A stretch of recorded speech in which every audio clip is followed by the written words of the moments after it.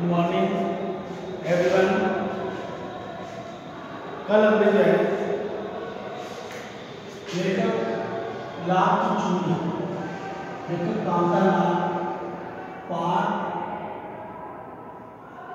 Unit 3 के बारे में और आज हम पार्ट 4 के बारे में पढ़ेंगे, ठीक है ना। तो इसके अंदर जो है कल हमने पढ़ा था कि जब लेखक छोटा था तब वह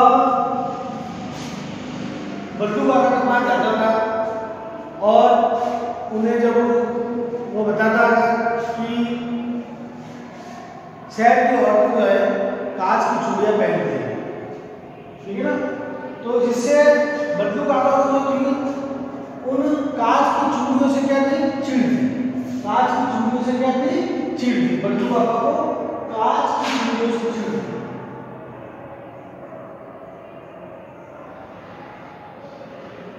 चूड़ियों से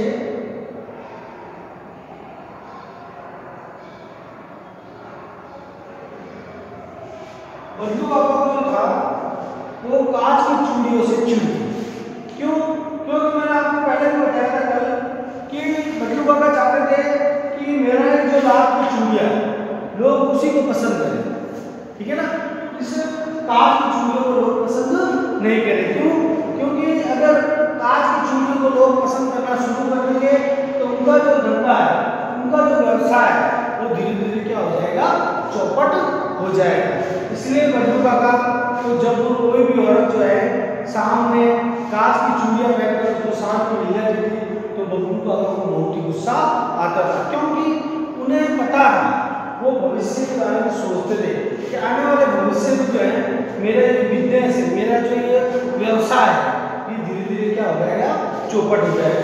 इसलिए बल्लू काका जो है इस तरह की कांच की चूड़ियों के बारे में जब भी सोचते थे तो उनको बहुत ही गुस्सा आता था।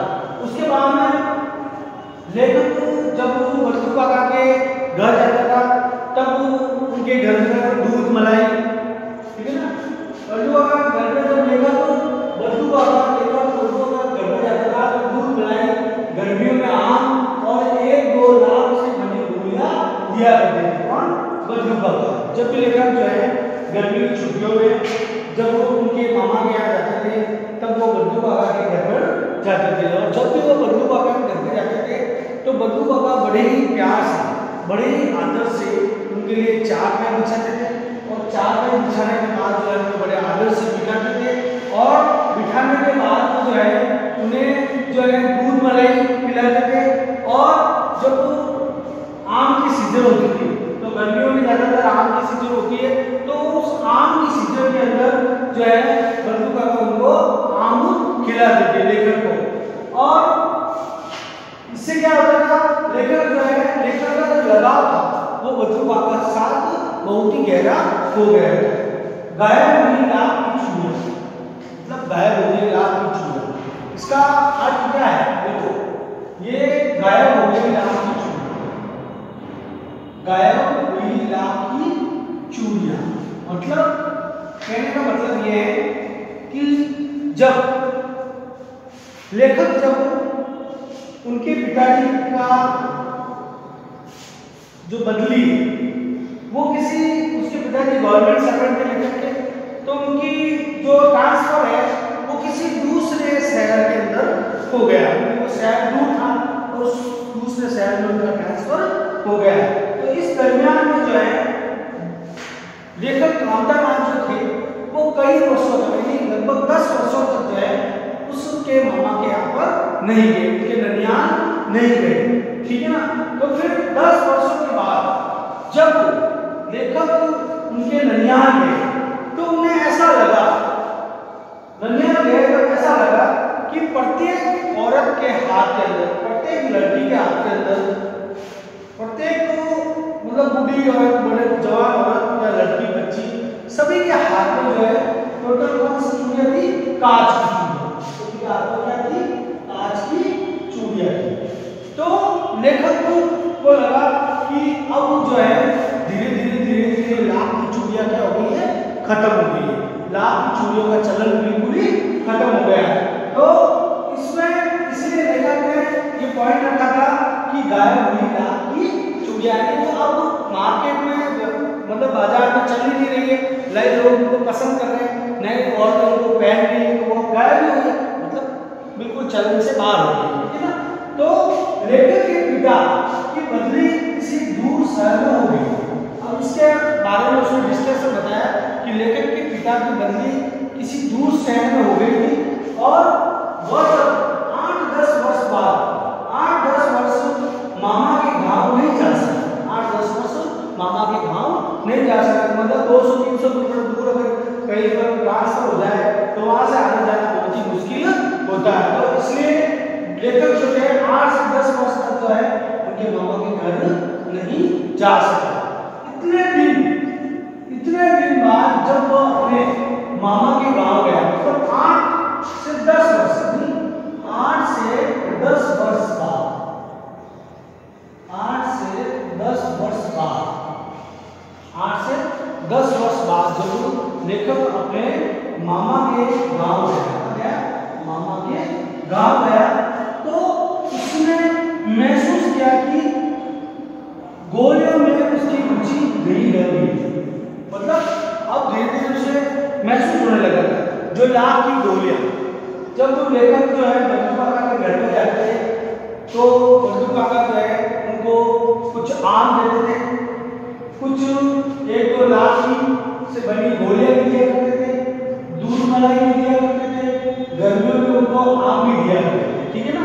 तो वहां पर जो है उसने जब गांव में जब वो अंदर गांव में आया तब उसने देखा कि लोगों का हाथ में लाख की गोलियां देखी, तो तब लेखक ने महसूस किया कि अब मुझे जो है इसकी लाख की गोलियों के अंदर मुझे कोई भी इंटरेस्ट नहीं है, कोई भी मुझे इसकी लाख की गोलियों में मेरी रुचि नहीं थी।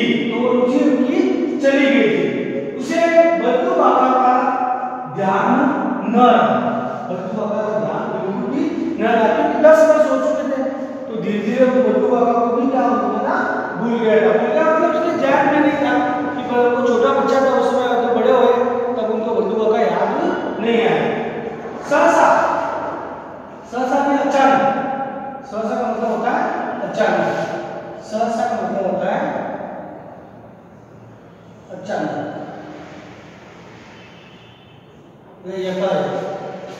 सहसा में अचानक एक दिन जब उसके मामा की लड़की, जब सहसा में अचानक एक दिन जब लेखक जो है अपने मामा के घर ननिहाल में थे, तो सहसा एक दिन उसके मामा की लड़की फिसल कर गिर गई। फिसल कर पानी वानी पड़ा होगा तो उस पर फिसल कर गिर गई और वह उसके हाथ में कांच की टूटी चूड़ियां चुभ गई। उसके हाथ में क्या हुआ, कांच की टूटी हुई चूड़ियां चुभ गई। और तो अब देखो उसके हाथ में कांच की टूटी हुई चूड़ियां चुभ गई। तब लेखक को बंधु काका ने, जब लेखक बंधु काका के पास जाता था तब लेखक को बंधु काका ने पहले भी बताया था कि लला ये कांच की चूड़ियां जो है इन औरतों के लिए बहुत ही नुकसानदायक है। क्यों? क्योंकि अगर लाख की चूड़ियां क्या होती है, मजबूत होती है, ठीक है। और जब भी कोई, और ये अचानक ये चूड़ी टूटती भी नहीं है। अब ये औरतें जो है ये कांच की चूड़ियां पहनना शुरू कर दिया, तो ये कांच की चूड़ियां केवल दिखने में ही सुंदर होती है, लेकिन इनकी उम्र नहीं होती है। क्यों? क्योंकि ये कभी भी कहीं पे भी हाथ लग जाए, कहीं फर्श पे हाथ लग जाए, कहीं दरवाजे पे हाथ लग जाए, कहीं टेबल पे हाथ लग जाए, कहीं पे भी हाथ लग जाए और अपना हाथ उसके ऊपर गिर जाते हैं, गिरते ही वो कांच की चूड़ियां क्या होती है, टूट जाती है। तब लेखक को जो है अचानक जो है जैसे कांच की चूड़ियां टूटी और उसके मामा की लड़की के हाथ में जैसे चुभी, चुभते ही जब खून आने लगा, तब लेखक को अचानक जो है उनको उस बंधु काका की याद आई। ये कांच की चूड़ियां जो है उसके बारे में बंधु काका बहुत बात किया करते थे, उनको बहुत ही चिढ़ थी, ठीक है ना। तब उनको एकदम बल्लू काका आता है कि बल्लू काका थे जिससे मैं रोज मिलने जाता था और वो लाख की चूड़ियां बनाते थे, ठीक है ना। तब उनको बल्लू काका की एकदम याद आ गई, तो उसे बल्लू काका का ध्यान आया तो उनके ध्यान में आया कि बल्लू काका जो है, बल्लू काका जो बचपन में जो है मैं उनसे मिला करता था, तो उसको एकदम याद आ गया। और शाम को यानी इवनिंग में शाम को बल्लू काका के घर चला गया। शाम को जो लेखक जो है क्या किया कि जब जैसे याद आया तो एकदम ध्यान में आया कि मैं हर बार आता था मामा के यहाँ, तो मैं बल्लू काका से जरूर मिलने के लिए जाता था। तो अपनी बार जो है बल्लू काका को मिलने नहीं गया मैं, ठीक है, क्योंकि उनको इसके 10 साल बाद में आया था, तो उसके दिमाग में बल्लू काका की याद भी नहीं रही, ठीक है। जब उसकी मामा की लड़की जब गिरी और उसके हाथ के ऊपर कांच की चूड़ी चुभी, तब बल्लू काका को, तब लेखक को याद आया कि मतलब कांता लेखक को याद आया कि बल्लू काका जो है लाख की चूड़ियां बनाते, ठीक है ना। तब एक दिन उनके जहन में आया, तो शाम को जो है बल्लू काका के घर चला गया। अब पॉइंट आ रहा है मशीनी युग में हर काम मशीन से। कहने का मतलब क्या है कि इस मशीनी युग में आज का जो दौर है एक मशीनी युग है, जिसमें प्रत्येक काम छोटे से बड़ा, कितना ही छोटा कितना ही बड़ा काम है, वो सभी काम जो है इससे हो रहे मशीनों से।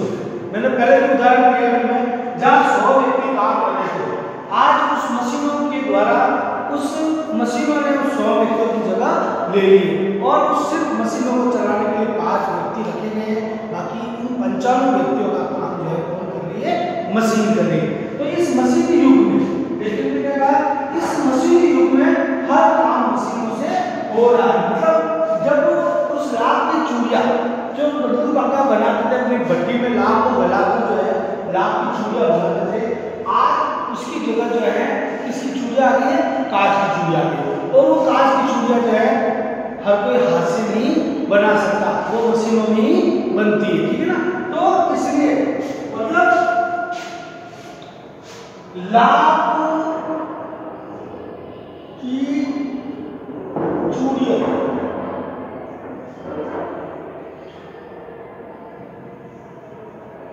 की जगह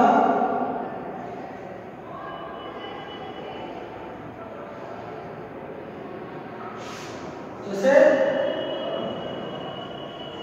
लाख की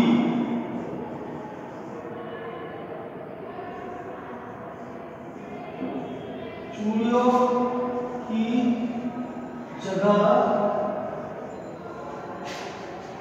कांच की चूड़ियां, कांच की चूड़ियों के द्वारा ले लेना। समझ में आया? जैसे लाख की चूड़ियों की जगह किसने ले ली, कांच की चूड़ियों की जगह। तो यही हुआ कि मशीनी युग में हर काम किससे हो रहा है, मशीनों से हो रहा है। जैसे पहले लाख के हाथों से बनाते थे चूड़ियां, वो लाख की चूड़ियां थी, आज उस लाख की चूड़ियों को जिसने काम ले लिया हाथ में, कांच की चूड़ियां जो है वो किससे बन रही है, मशीनों से बन रही है। तो हर काम जो है मशीनी युग में, इस वैज्ञानिक युग में हर काम जो है मशीनों से हो रहा है। तो लेखक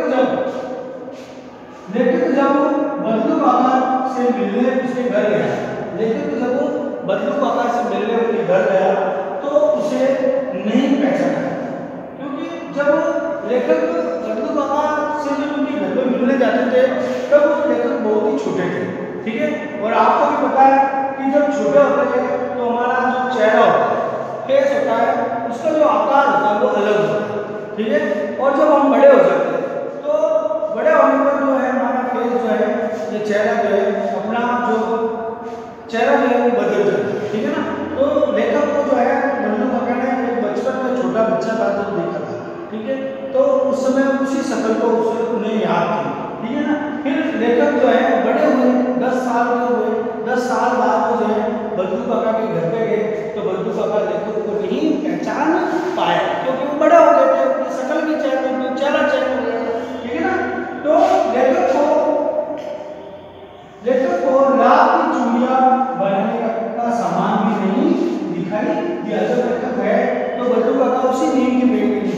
बैठे थे आराम से, मतलब थके आते बूढ़े सारे और बहुत ही कमजोर हुए जो है बद्लू काका उस पेड़ के नीचे बैठे हुए खास रहे थे। बहुत ही तेज मतलब धड़कन थी उनकी और वो बहुत ही बीमार जैसे लग रहे थे, ठीक है ना।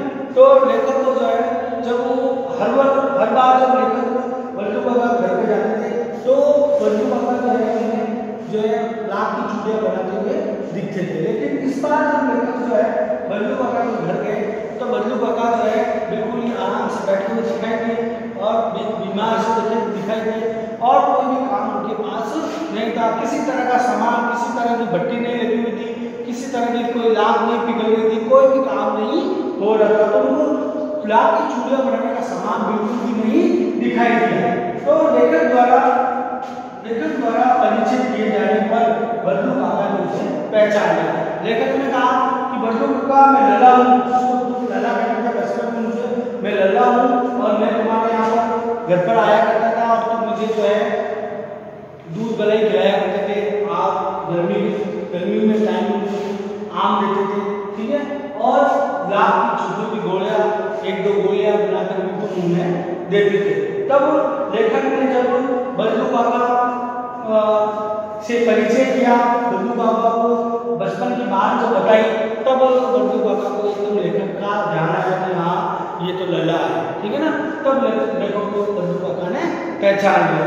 तो इसके अंदर यही बात आ रही है, हम आगे से आगे यही पढ़ रहे हैं कि किस प्रकार जो है एक व्यवसाय करने वाला एक बूढ़ा आदमी जो अपना घर-बार चला रहा था, इस उम्र में भी एक लास्ट स्टेज के मतलब बुढ़ापे के अंदर भी वो अपने घर पर बैठकर अच्छे से काम कर रहा था। लेकिन आज उसकी ये दशा हो गई है कि वो जो है वो चूड़ियों का व्यवसाय, जो लाभ का व्यवसाय जो कर रहा था, उस मशीनी युग ने जो है सभी काम जो है अपने हाथों में, मशीनों ने अपने हाथों में ले लिया। तो आज जो लाभ की चूड़ियों का काम जो बद्लू काका हाथों से बना रहे थे, वो आज वो काम जो है वो लाभ की चूड़ियों को लोगों ने इस चकाचौंध की जिंदगी में उन्होंने उनको पसंद करना बंद कर दिया और उसकी जगह जो है इस कांच की चूड़ियों ने ले ली। मतलब इस परंपरागत दौर को छोड़कर लोग आधुनिकता की ओर दौड़ रहे हैं। चकाचौंध बाजार दर्शन, अपना पाठ जैनेंद्र का है बाजार दर्शन, तो उसमें भी यही बताया गया है कि लोग इन चकाचौंध की दुनिया की ओर आकर्षित हो रहे हैं, ठीक है ना, वास्तविकता को क्या कर रहे हैं, भूल रहे हैं, ठीक है ना। और ऐसी वस्तुओं को खरीदते हैं जो उनके लिए नुकसानदायक है, उनका पैसा भी जाता है लेकिन वो वस्तुएं उनके पास टिककर नहीं रहती है, कभी भी वो खराब हो सकती है। लेकिन बद्लू काका की जो लाख की चूड़ियां थी वो कई वर्षों तक व्यक्तियों को टूटती भी नहीं थी और नहीं वो खराब होती थी, लेकिन लोगों को उस चकाचौंध की रोशनी की आदत थी तो वो धीरे धीरे चूड़ियों की बदली कांच की चूड़ियां यूज करने लगे। अब आज के दौर में, आज वर्तमान के दौर में जो है लोग किसकी चूड़ियों की यूज कर रहे हैं, प्लास्टिक की चूड़ियां चल रही है। अभी किसकी चूड़ियां चल रही है, प्लास्टिक। तो बस हमें ये जो है ये जो पाठ मैंने आपको समझाया है इसको आपको अपनी कॉपी में उतारना है और बड़े अच्छे से इसको समझना है। और मैंने पहले भी आपको बता दिया था कि इसका मेन उद्देश्य क्या है कि आज के मशीनी युग ने जो लोगों के हाथों का जो व्यवसाय है, जो हाथों से काम करने का जो काम धंधा था, वो उस मशीनी युग ने क्या किया है, छीन लिया लोगों का, ठीक है। और लोग आज क्या हो गए, बेरोजगार होने लग गए, ठीक है ना। तो इसके बारे में जो ये कहानी पूरी बताई गई, तो इसको आप अच्छे से ध्यान से इसको पूरा कॉपी में उतारना है और अच्छे से इसको पढ़ना है और जितने भी पीछे की जो वीडियो है उसको देखते हुए आना है, ठीक है। तो ये पाठ जो है पूरा अच्छे से समझ में आ जाएगा, ठीक है ना। और इस वीडियो को लाइक करना है, शेयर करना है, अपने गुड फ्रेंडों में भी शेयर करना है और सबको जो है इसके बारे में बताना है। Okay, thank you.